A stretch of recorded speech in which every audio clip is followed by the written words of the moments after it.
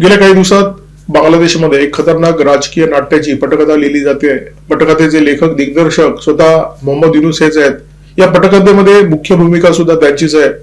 विद्यार्थी नेता शरीफ उस्मान हादी याच्यावर गोळीबार होतो. गोळीबारात तो जबरदस्त जखमी होतो.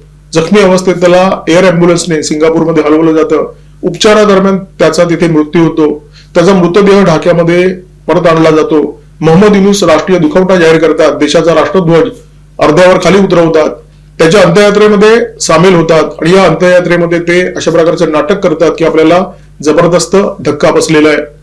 युनूस यांनी हे जे नाटक रचलं आहे त्या नाटकाचा पडदा पडण्याची वेळ जवळ आलेली आहे. बांगलादेशमध्ये जे शेख हसीना यांच्या विरोधात आंदोलन झालं होतं त्याच्यामध्ये विद्यार्थी नेत्यांचा मोठा सहभाग होता.